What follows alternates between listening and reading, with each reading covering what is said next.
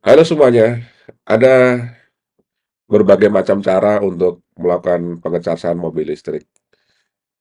Bisa juga eh, melalui daya listrik di rumah masing-masing, yang dimana juga ada promo untuk pemilik mobil listrik untuk menaikkan daya dengan biaya yang cukup murah dibandingkan biaya normalnya, atau bisa juga memisahkan meteran listrik dengan existing di rumah. Ini ada juga beberapa yang menggunakan PLTS, walaupun itu tidak banyak ya, tetapi PLTS ini disalurkan kalau di siang hari mungkin bisa langsung ke mobil, tetapi ada juga yang menggunakan baterai, kemudian baterai disalurkan ke mobil listrik ini. Kemudian ada juga yang mungkin tidak memiliki rumah, ada beberapa mungkin pemilik mobil listrik ini tinggal di apartemen, sehingga eh, perlu melakukan pengecasan di SPKLU.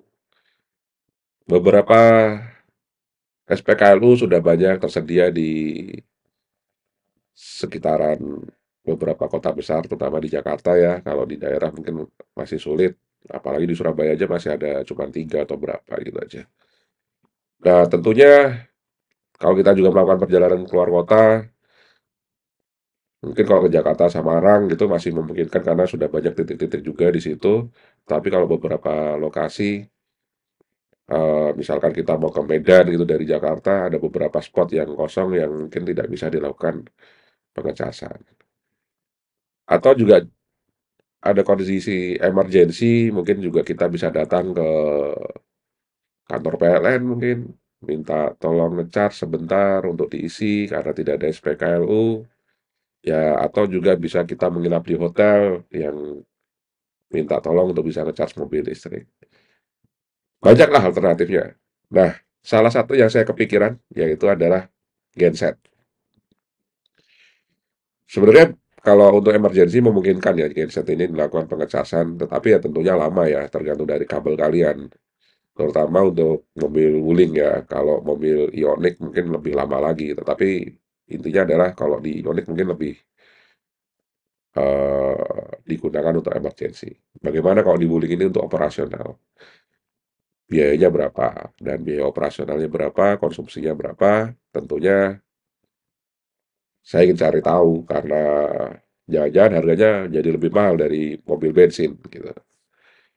Ya, itu adalah salah salah satu alternatif yang memungkinkan untuk kita bisa melakukan pengecasan ya. Oke, kita langsung aja ke data-data yang sudah berhasil saya kumpulkan. Jadi perhitungan ini masih dalam bentuk teoritis karena belum dibuktikan secara kondisi di lapangan. Mengingat saya belum punya genset, jadi ini bisa menjadi gambaran awal bagi kalian yang sudah punya genset atau belum punya genset tetapi ingin membeli genset untuk kondisi emergensi. Atau bisa juga melakukan pengecasan setiap hari menggunakan genset.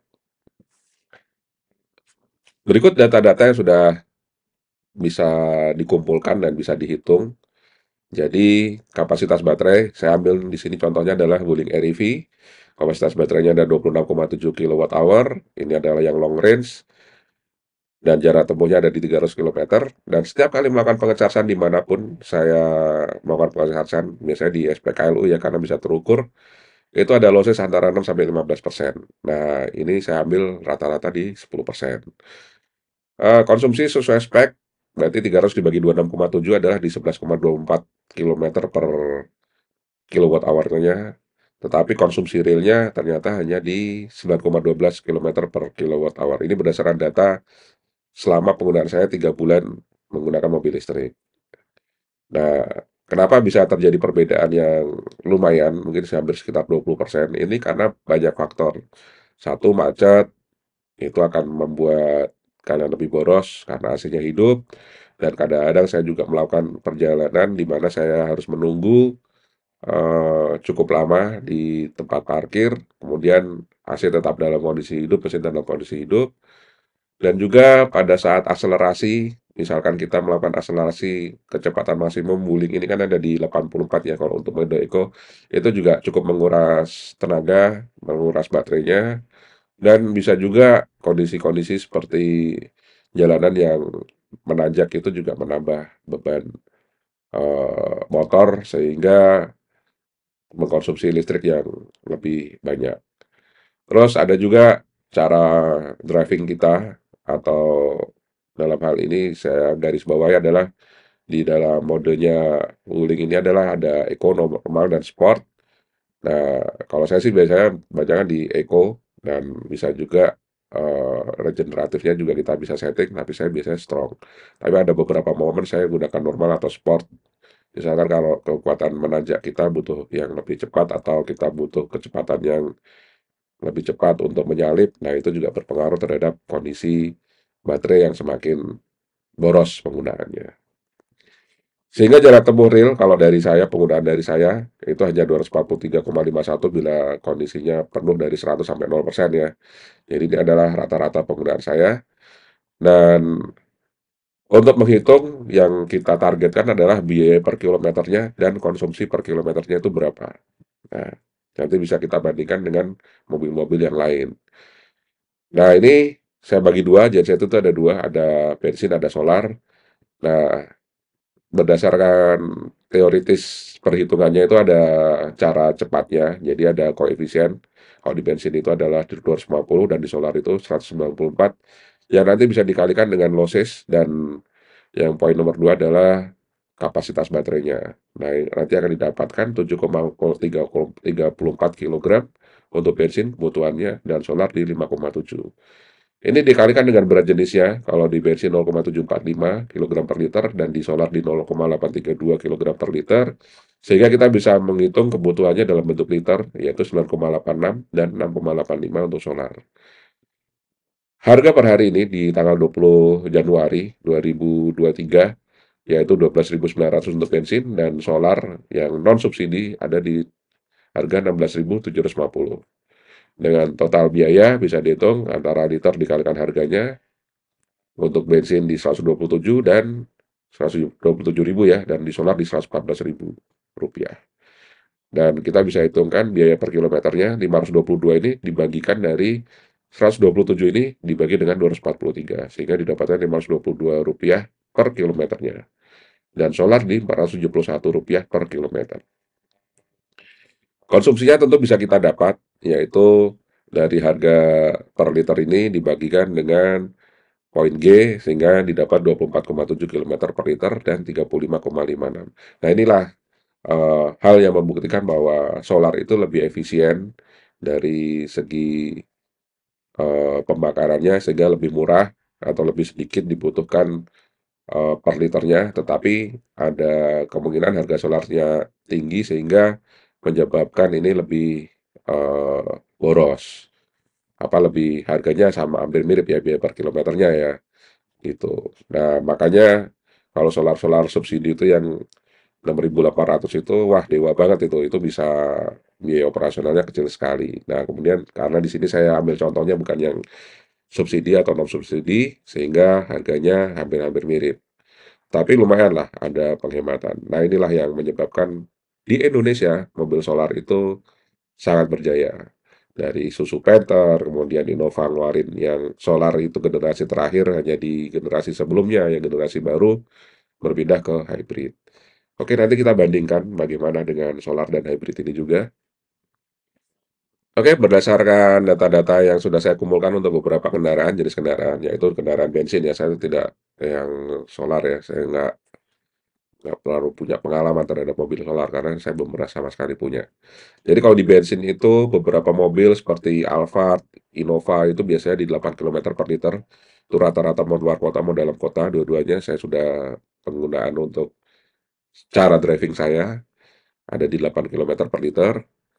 Kemudian bila dikalikan dengan 12.900, tentunya kita dapatkan angka 1.612 rupiah per kilometer.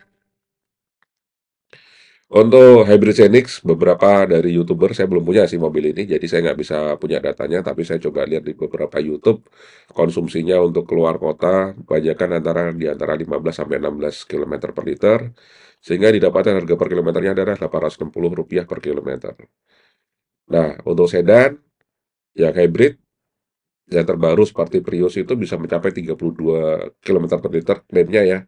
Saya ambil rata-rata mungkin bisa sampai 25 km per liter. Dan genset tadi sudah dihitung 35,56 dan 24,7 sehingga didapatkan angka sekian. Kalau mobil listrik ini karena saya dapatkan di kilometer per kWh-nya adalah di 9,12 sehingga per kilometernya sekitar 254. Ini berdasarkan data saya selama 3 bulan pemakaian, jadi data real.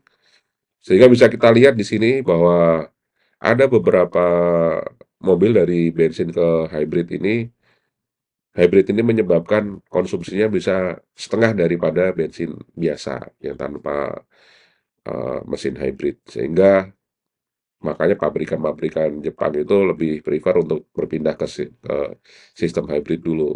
Walaupun secara sistem hybrid ini sebenarnya juga terlalu kompleks ya, beda dengan mobil listrik yang lebih simpel, dinamo digerakkan dari listrik, kemudian hanya dari gas saja, besar kecilnya power yang dibutuhkan, kemudian dijalankan. Tapi kalau hybrid ini ada beberapa kemungkinan, misalkan pada saat kecepatan rendah, ada baterai maka menggunakan baterai, kemudian pada saat kecepatan sedang menggunakan bensin dan sebagainya sehingga, menurut saya ini kompleks. Jadi ada kemungkinan mesin ini juga lebih kompleks daripada yang biasanya. Makanya research dari Toyota pun juga lumayan lama ya, dia salah satu pemain hybrid yang cukup lama di dunia. Dia sudah mengeluarkan Prius dari tahun kapan itu, yang hybrid pertama kali. Nah, dari data-data ini bisa kita lihat bahwa ternyata genset ini masih lebih murah ya daripada mobil hybrid, biaya untuk per kilometernya, sehingga bila keadaannya mendesak atau darurat atau memang sulit untuk mencari SPKLU, bisa dipertimbangkan untuk membawa genset di mobil kalian. Karena ada beberapa meme kan, mobil listrik itu di atasnya dikasih genset, kemudian dicolokkan ke listriknya untuk nge-charge dan bisa berjalan gitu. Ya itulah meme-nya yang pernah saya lihat. Nah ini hasil-hasilnya bahwa dari hasil perhitungan ya teoritisnya memperlihatkan bahwa genset masih lebih efisien daripada kendaraan hybrid ataupun bensin. Memang biayanya bisa 2 kali lipat. Kalau di mobil listrik kita ngecas di SPKLU ya bisa 254 km per kilometer. Apalagi kalau kita ngecasnya di apa ya, di rumah yang biaya per kWh-nya bisa lebih murah. Kalau di SPKLU itu antara 2.800 sampai Rp3.000 rata-rata. Ini kalau di rumah kita bisa di hanya 1.700. Bahkan kalau kita ngecas di 2.200 biayanya hanya Rp1.400. Kenapa genset bisa lebih murah daripada mobil hybrid? Ya tentunya kita bisa lihat bahwa mobil-mobil apa genset ini kan mempunyai RPM yang konstan ya dalam melakukan pengisian ke baterai. Walaupun mungkin ada losses pada saat perubahan energi, nah tetapi masih lebih baik daripada mobil hybrid. Beberapa mobil hybrid pun sudah ada yang menerapkan sistem seperti itu. Jadi ada mobil mesin yang di dalamnya ada gensetnya. Seperti kalau nggak salah Nissan Kick e-Power tuh sistemnya seperti itu. Jadi dia konsisten di 3000 RPM, mengecas baterainya, di baterai itu menggerakkan roda untuk bisa bergerak gitu. Nah makanya sistemnya sebenarnya mirip lah, kurang lebih seperti itulah. Nah, kenapa mobil listrik ini bisa lebih murah harga per kilometernya? Karena sebenarnya PLN itu tidak hanya menggunakan BBM seperti PLTD ya, menggunakan solar, tetapi berbagai macam. Ada batu bara, ada air, ada apalagi surya juga, ada angin, ada gas, dan berbagai macam lah alternatif energi yang lain yang bisa dibangkitkan dengan biaya produksinya lebih murah. Makanya juga hasilnya walaupun ada perubahan energi menjadikan listrik, kemudian listrik menjadi masuk di charge ke baterai, baterai untuk menggerakkan dinamo, makanya di sini walaupun ada perubahan energi tetapi karena perkumpulan dari berbagai macam energi tadi yang biaya produksinya lebih murah, makanya mobil listrik ini lebih murah dari segi biaya produksinya. Memang tidak go green, memang tidak go green.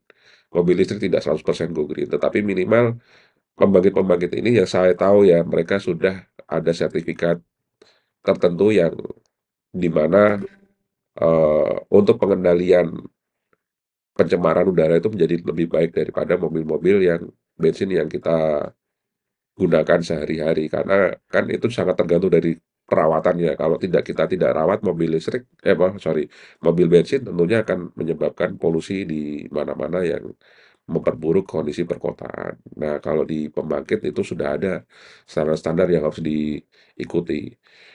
Termasuk kalau di luar negeri ada menggunakan PLTN, itu juga ada standar-standar yang harus diikuti. Dan itu biaya produksi jadi lebih murah juga gitu. Ya inilah kenapa mobil listrik akhirnya harus ada, harus digunakan. Dan inilah yang menyebabkan perubahan kita mengkonsumsi energi. Ya kita tahulah BBM itu kan menggunakan eh, fosil ya, fosil dari fosil. Sehingga isunya kan bahwa fosil ini juga terbatas, sehingga kita perlu apa ya, lebih efisien lagi dalam menggunakan energi ini karena biar tidak habis dalam waktu jangka pendek. Jadi bisa lebih panjang lagi waktunya. Dan mencari alternatif energi lain tentunya. Misalkan kita bisa memasang PLTS di masing-masing rumah, memanfaatkan tenaga matahari, nah itu kan benar-benar go green. Kan nggak mungkin kita menggunakan mobil bensin dengan cara seperti itu tadi. Jadi kalau kalian-kalian yang masih menganggap bensin, kemudian mobil listrik itu tidak go green, ada banyak alternatif untuk melakukan pengecasan di mana itu bisa menjadi Anda go green. Dan dimulailah dari diri sendiri bahwa jangan menggantungkan orang lain bahwa harus dimulai dulu dari pembangkit, tetapi diri kita juga harus dimulai dari membuat mobil ini menjadi lebih layak untuk kita tinggal di dunia ini, menjadi lebih layak untuk kita tinggali. Ya, oke, kurang lebih itu saja video saya kali ini bahwa kita bisa tahu genset masih lebih baik penggunaannya walaupun itu tidak go green juga, tetapi secara efisiensi lebih baik daripada mobil-mobil bensin karena tadi terkait dengan RPM yang konstan. Kalau di bensin kan kadang-kadang kita punya kebiasaan untuk membecek gas lebih dalam gitu atau blayer-blayer biar kelihatan keren ya katanya kalau apalagi motor kan gitu kan. Biar menarik lawan jenis kita itu. Jadi itu saja video saya kali ini. Terima kasih sudah menonton dan bye-bye.